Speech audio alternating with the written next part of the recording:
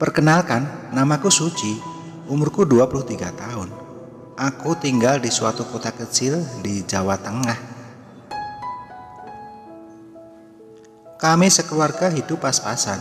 Bapakku kerja serabutan, sedangkan ibu berjualan sayur mayur matang setiap sore di depan rumah. Namun biarpun begitu, aku tetap bersyukur memiliki orang tua seperti mereka. Bapak ibuku begitu sayang pada aku. Saat ini, aku sudah tunangan dengan cowok ganteng pilihanku sendiri. Namanya Mas Reza. Orangnya ganteng, cakep, dan sudah mapan. Mas Reza temanku waktu SMA, dan saat ini dia bekerja di suatu kantor di kota kami. Dari kerjanya itu dia sudah bisa beli rumah dan mobil. Aku pun menikah dengan Mas Reza. Acara diadakan sangat meriah, walau tamu undangan tak begitu banyak. Setelah selesai acara resepsi, malam harinya kami bersiap-siap melakukan malam pertama. Ini yang sudah kita tunggu-tunggu. Mulanya kami merasa canggung, tak tahu harus berbuat apa. Karena memang selama pacaran, kami begitu menjaga kesucian ini.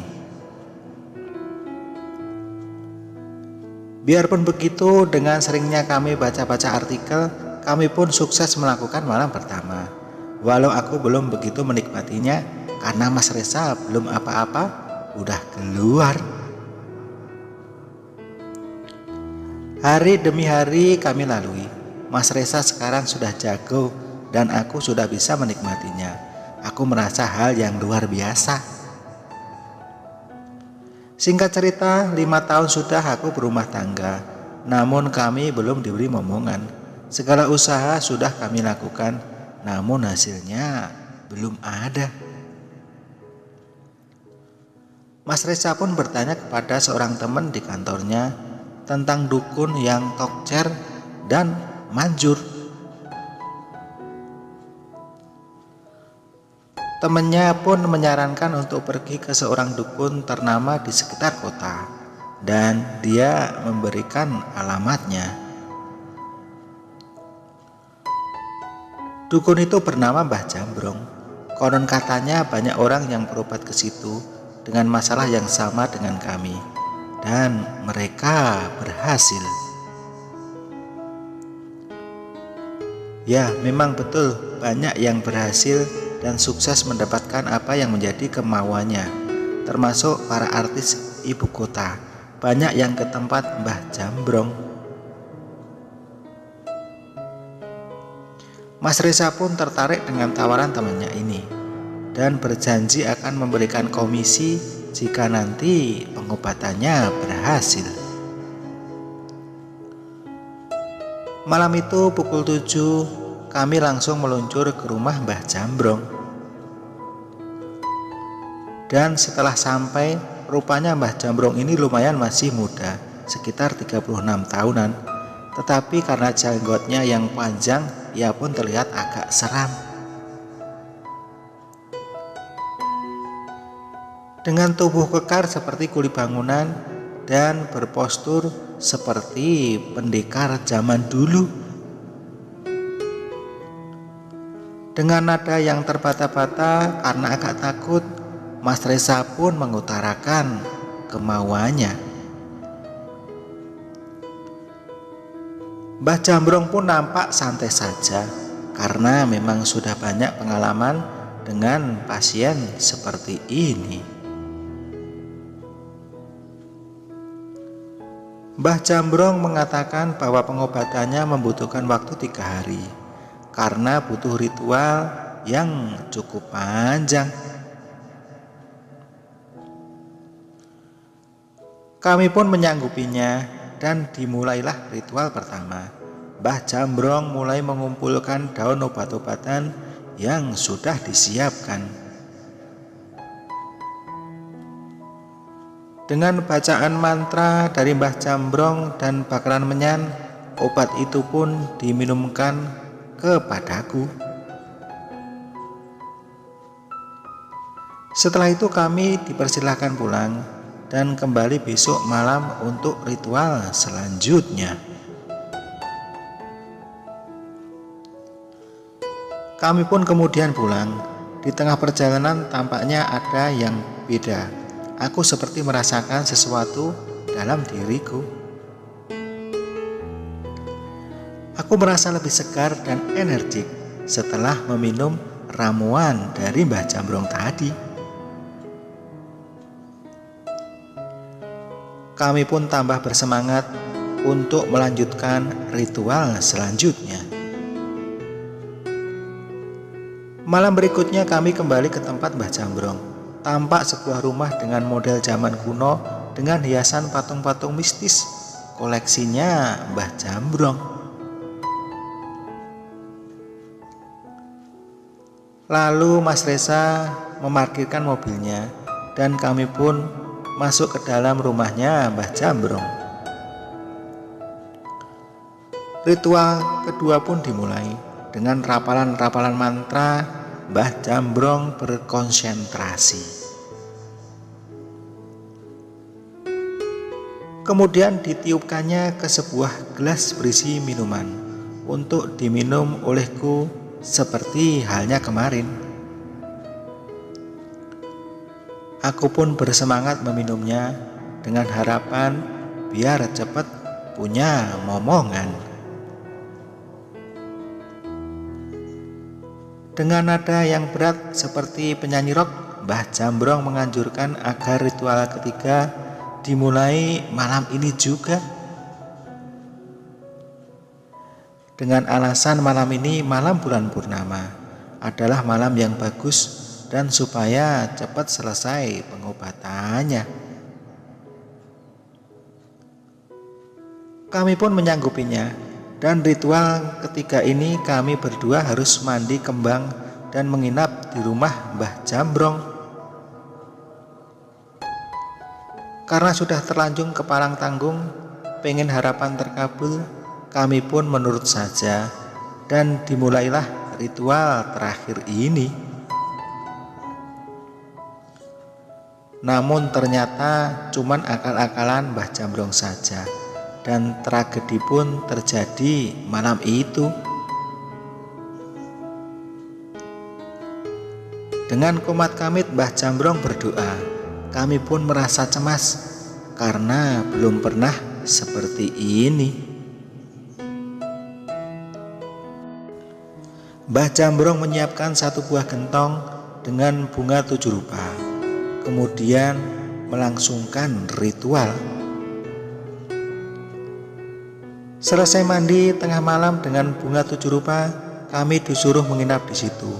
Namun harus tidur terpisah. Mas Reza di kamar depan dan aku di kamar belakang. Disinilah Mbah Jambrong mulai beraksi.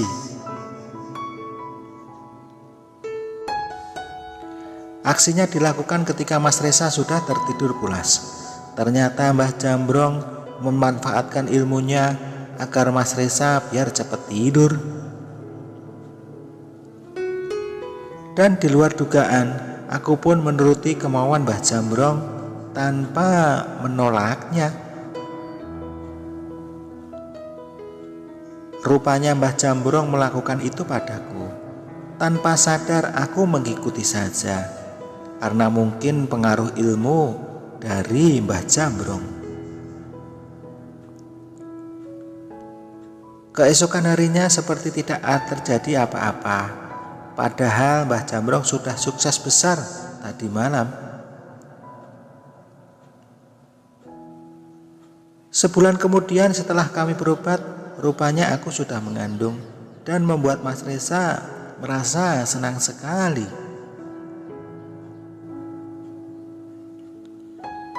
Dan dalam hati kami berpikir kalau ternyata pengobatan Mbah Jambrong sangat tokcer dan manjur.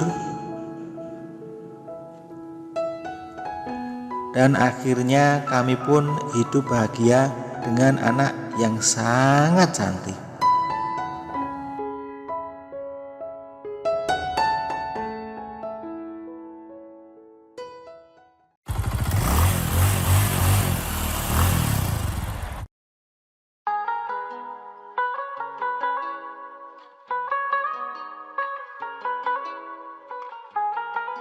Halo, selamat datang di channel Mbak Yayuk. Assalamualaikum warahmatullahi wabarakatuh. Saya Mbak Yayuk, pemilik sekaligus host di channel ini yang akan membawakan kisah nyata untuk kalian semua. Tolong anggap cerita ini hanya sekedar hiburan dan pelajaran saja. Dan jika ada kesamaan nama, tempat, dan kejadian, semua itu mungkin hanya kebetulan semata. Silahkan ambil sisi baiknya dan buang sisi buruknya. Oke, selamat menikmati vlog dan kumpulan cerita dan kisah nyata dari saluran Mbak Yayuk. Subscribe dulu biar sama-sama enak. Nah, sebelum mulai ceritanya, mari perkenalkan dengan tokoh utama dalam kisah ini, tapi semua nama akan disamarkan demi privasi. Cerita yang berkaitan dengan seorang menantu yang dicintai oleh ibu mertuanya tentu masih jadi topik yang hangat. Jadi izinkanlah aku berbagi ceritaku dalam kesempatan ini, semoga menjadi bacaan yang menghibur. Aku berusia 30 tahun, sebut saja namaku Yadi. Andri istriku berusia 29 tahun. Kami baru dikaruniai seorang anak lelaki yang lucu. Pada hari yang sudah kami tentukan, aku sekeluarga berangkat pulang kampung ke rumah mertua. Penumpang kereta ketika itu tidak terlalu penuh, mungkin dikarenakan hari libur masih beberapa hari lagi, jadi aku, istri, dan anakku lebih leluasa beristirahat selama dalam perjalanan. Jam 5.30 pagi kereta tiba di stasiun kota tujuan kami. Saat itu kami dijemput oleh ibu mertuaku dan Pak Deman, sopir keluarga mertuaku. Ibu mertuaku begitu bahagianya dengan kedatangan kami. Anak kami pun langsung dipeluk dan diciumi. Maklum anak kami adalah cucu lelaki pertama baginya. Akhirnya kami sampai juga di desa di mana mertuaku tinggal. Suasana desa yang cukup tenang langsung terasa, ditambah lagi rumah mertuaku yang begitu besar, hanya dihuni oleh bapak dan ibu mertuaku saja. Kelima anak mertuaku semuanya perempuan, sudah pada menikah semuanya. Kecuali adik iparku yang paling bungsu saja, yang belum menikah dan saat ini sedang menuntut ilmu di perguruan. "Bapak mana, Bu?" tanya Andri istriku. "Bapakmu lagi ke rumah atasannya, biasalah paling-paling ngomongin proyek," jawab ibu mertuaku. Ibu mertuaku seorang wanita yang berumur kurang lebih 48 tahun, kulitnya putih bersih. Bapak dan ibu mertuaku menikah di saat usia mereka masih remaja. Namun biar begitu, sekarang ini ibu mertuaku masih tetap terlihat cantik walaupun usianya hampir memasuki kepala 5. Setelah mandi dan beristirahat kami pun makan pagi bersama. Kami bercerita ke sana kemari sambil melepas lelah dan rasa indu kami. Tanpa terasa hari pun sudah menjelang sore. Selepas maghrib bapak mertuaku kembali, kami pun kembali bertukar cerita. Semakin malam semakin sepi, padahal baru jam 8 malam, maklumlah di desa. "Ini minum wedang buatan ibu, biar kalian segar saat bangun pagi harinya," ucap ibu mertuaku seraya menaruh minuman yang ditawarkan. Aku, istriku dan bapak mertuaku pun langsung meminum wedang buatan ibu mertuaku. "Enak sekali, Bu. Apa ini?" tanya Andri istriku. "Itu wedang ramuan ibu sendiri, gimana seger kan?" kata ibu mertuaku. Kami pun melanjutkan obrolan kami kembali. Kurang lebih setengah jam kami ngobrol. Rasanya mata ini kok berat sekali. Istriku pun pamit menyusul anak kami yang sudah duluan tertidur. Aku mencoba bertahan dari rasa ngantuk itu dan melanjutkan cerita penghantar tidur kami. Namun apa dayaku, rasa ngantuk ini sudah terlalu berat. Aku pun pamit tidur pada bapak dan ibu mertuaku. Sambil menguap, aku berjalan menuju kamar tidur kami yang cukup besar. Kulihat istri dan anakku sudah tertidur dengan nyenyaknya. Tumben dia nggak nungguin aku. Aku pun langsung merebahkan diri karena rasa ngantuk yang begitu berat. Tak lama kemudian aku pun langsung tertidur. Entah sudah berapa lama aku tertidur, tiba-tiba saja aku merasakan seperti ada yang mendekatiku. Aku mencoba untuk membuka mataku, namun aku tetap tidak sanggup untuk membuka mataku ini. Rasanya seperti ada yang mengganjal di mataku yang membuatku terus tertidur. Aku juga merasakan sesuatu, seperti halnya pada saat aku sedang bekerja kreatif dengan istriku saja. Dan aku beranggapan bahwa semua ini hanyalah sebuah mimpi indah saja. Ketika pagi harinya aku terbangun, kulihat istri dan anakku masih lelap tertidur. Aku pun pergi ke kamar mandi. Aku berpikir kok aneh, hanya mimpi saja. Sampai terasa agak letih dan lesu badanku rasanya. Saat kami semua sarapan pagi, aku berniat hendak menceritakan peristiwa yang kualami semalam, tapi aku malu, takut ditertawakan, jadi aku diamkan saja peristiwa semalam. Hari kedua di rumah mertuaku, aku, istri dan anakku tamasya ke daerah wisata. Kami pulang sudah malam. Seperti hari kemarin, setelah ngobrol-ngobrol dan istirahat, ibu mertuaku memberi kami wedang buatannya lagi dengan senyum yang lain dari kemarin. Aku dan istriku pun langsung meminumnya. Herannya, kurang lebih 30 menit setelah aku menghabiskan wedang buatan ibu mertuaku, rasa ngantuk kembali menyerang aku dan istriku. Karena sudah tidak sanggup lagi menahan rasa ngantuk yang begitu sangat, kami berdua pamit hendak tidur. Untungnya anak kami sudah tertidur dalam perjalanan pulang. "Mas, aku ngantuk. Selamat tidur ya mas," ucap istriku. Langsung istriku merebahkan badan dan tertidur dengan pulasnya. Aku pun ikut tertidur. Lagi-lagi apa yang kemarin malam aku alami terjadi lagi. Pagi harinya setelah aku ke kamar mandi, aku semakin penasaran. Apakah benar yang aku alami itu hanya mimpi? Atau beneran terjadi? Apakah yang sebenarnya terjadi? Aku harus segera menemukan jawaban atas semua misteri ini. Harus tekadku. Hari ketiga, aku tidak ikut pergi jalan-jalan. Hanya istri anakku serta ibu mertuaku saja yang pelesir ke tempat sanak family keluarga istriku. Aku hanya rebahan di tempat tidur sambil melamun dan mengingat semua kejadian yang kualami selama 2 malam di rumah mertuaku ini. Kenapa setiap habis meminum wedang yang disuguhkan ibu mertuaku, aku jadi ngantuk berat? Apa karena suasana desa yang sepi? Padahal aku terbiasa kalau hanya untuk begadang, ataukah karena wedang ibu mertuaku itu? Mungkin saja, pikirku. Nanti malam, aku akan mencoba untuk tidak meminum wedang buatannya, batinku. Berbagai pertanyaan muncul dalam benakku. Karena lelah, akhirnya aku pun tertidur. Saat malam menjelang, kami sekeluarga berkumpul dan berbincang-bincang. Dan benar saja guys, seperti hari kemarin-kemarin pula, ibu mertuaku memberi kami wedang buatannya kembali.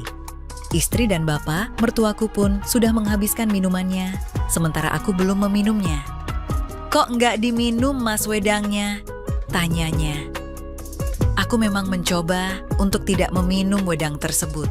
Walaupun badan segar saat bangun tidur di pagi hari, namun aku berniat untuk tetap tidak meminumnya. Karena aku penasaran dengan apa yang sudah aku alami 2 malam ini. Saat aku hendak meminumnya, aku berpura-pura sakit perut. Sambil membawa wedang yang seolah-olah aku sedang meminumnya, aku berjalan ke arah dapur menuju toilet.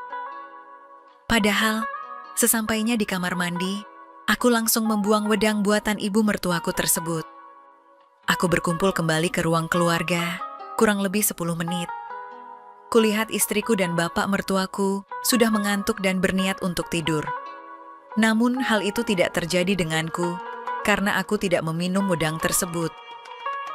Aku masih segar dan belum mengantuk. Aku pun berpura-pura seperti orang mengantuk. Kami berdua pamit dan masuk ke kamar. Istriku pun mematikan lampu kamar dan menyalakan lampu tidur. "Mas, aku ngantuk sekali. Kamu nggak apa-apa kan?" "Besok aja ya mas, aku ngantuk sekali mas," tanya istriku, dan dia pun langsung tertidur. Sedangkan aku masih melamun. Kenapa hari ini aku tidak mengantuk seperti biasanya? Apa karena aku tidak meminum wedang buatan ibu? Hampir setengah jam setelah istriku terlelap, Tiba-tiba aku mendengar suara langkah kaki menghampiri ke arah kamarku. Langsung saja aku pura-pura tertidur. Kulihat ada yang membuka pintu kamarku. Saat kubuka, sedikit kelopak mataku, ternyata ibu mertuaku. Mau apa beliau? Aku terus pura-pura tertidur. Untung lampu tidur di kamar kami lumayan redup. Jadi ketika aku sedikit membuka mataku, tidak terlihat oleh ibu mertuaku. Jantungku berdebar saat ibu mertuaku terus mendekat. Aku semakin penasaran jadinya. Aku berniat hendak menegurnya, namun rasa penasaran atas apa yang terjadi dalam 2 malam ini membuatku mengurungkan niatku itu. Aku pun terus berpura-pura tertidur agar bisa tahu apa sebenarnya rencana ibu mertuaku malam-malam masuk ke kamarku. Dan ternyata malam itu aku jadi tahu kalau aku memang tidaklah bermimpi dalam 2 hari ini, tetapi nyata terjadi, guys. Ibu mertuakulah sumber dari rasa penasaranku itu. Aku terus berpura-pura tertidur dengan rasa penasaran, langkah apakah yang akan ibu mertuaku kerjakan malam ini? Dan akhirnya aku pun tahu, ternyata inilah tujuan ibu mertuaku selalu memberikan wedang setiap malam pada kami. Tetapi saat itu, hampir saja aku ikut terbawa suasana, tapi aku mencoba terus bertahan agar tidak ketahuan oleh ibu mertuaku kalau aku tidak tidur. Tetapi kalau boleh jujur, malam itu ibu mertuaku benar-benar membuatku kagum, walaupun di usianya yang tidak muda lagi. Aku pun terus membiarkannya, dan aku yakin malam ini ibu mertuaku pasti merasa lebih senang dari yang sebelumnya. Karena malam ini aku sadar betul dengan apa yang terjadi, tidak seperti 2 malam yang sebelumnya. Tentunya ya beda kan? Orang sadar sama orang yang tidak sadar. Ingin rasanya saat itu juga aku bangun, tetapi aku terus pura-pura tidur dan kubiarkan ibu mertuaku, jangan sampai beliau kecewa. Dan ketika ibu mertuaku sudah selesaikan pekerjaan kreatifnya, aku pun langsung membuka mataku. Jadi 2 hari ini aku tidak bermimpi, ucapku.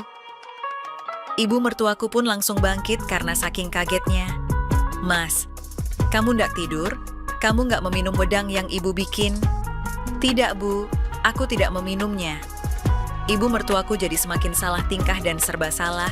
Mukanya memerah tanda beliau mengalami malu yang luar biasa. Aku pun bangkit dan duduk di tepi tempat tidur. Mas, ampuni ibu, Mas. Ibu mertuaku pun menangis. Aku merasa kasihan melihat ibu mertuaku seperti itu. Sudahlah, Bu, jangan menangis. Kenapa ibu bisa sampai seperti ini? Iya, Mas. Maafin ibu. Ibu jatuh cinta sama Mas Yadi sejak pertama kali ibu melihat Mas. Apalagi Bapak sudah lama tidak bisa memberikan pekerjaan kreatif untuk ibu. Kenapa harus seperti pencuri, Bu? Ibu takut ditolak sama Mas. Lagi pula ibu malu. Sudah tua kok masih jatuh cinta sama Mas yang ganteng gini. Jawabnya dengan senyum malu-malu kucing. Apa semua mantu ibu yang lain juga? Ibu mertuaku berkata, "Tidak, Mas. Mas Yadi adalah lelaki kedua setelah Bapak, Mas Iya yang ibu sayangi. Segera saja kutunjukkan padanya kalau aku pun juga ada rasa sayang pada ibu mertuaku itu. Mulai besok, ibu jangan pakai wedang lagi ya. Untuk ibu yang manis dan cantik, aku akan selap kapanpun, Bu." Saat ayam berkokok dan jam menunjukkan pukul 3.30, ibu mertuaku dengan santai berjalan keluar dari kamar sambil berkata, "Mas Yadi, terima kasih ya." Pagi harinya, saat aku terbangun waktu sudah menunjukkan pukul 10.15, kulihat di sampingku, istri dan anakku sudah tidak ada lagi. Aku pun termenung mengingat kejadian semalam. Aku masih tidak menyangka. Ibu mertuaku, orang yang sangat aku hormati dan sangat aku kagumi kecantikannya, ternyata pintar bekerja kreatif. Segera aku pun bergegas bangun dan mencari ibu mertuaku. Rasanya seperti orang baru jatuh cinta saja, kangen gitu rasanya di hatiku. Tetapi yang kutemukan malahan istriku di dapur. "Selamat pagi, Ma," sapaku saat kulihat di dapur, istriku sedang membuatkan kopi untukku. "Kok sepi pada kemana, Mah? Kamu sih bangunnya kesiangan. bapak pergi ke Wonogiri, ibu pergi ke pasar sama cucunya. Kupandangi wajah istriku, tiba-tiba saja terlintas bayangan wajah ibu mertuaku. Aku pun jadi tergugah karena peristiwa semalam masih membekas dalam ingatanku. Ih, apa-apaan sih mas? Protes istriku saat ku tarik lengannya.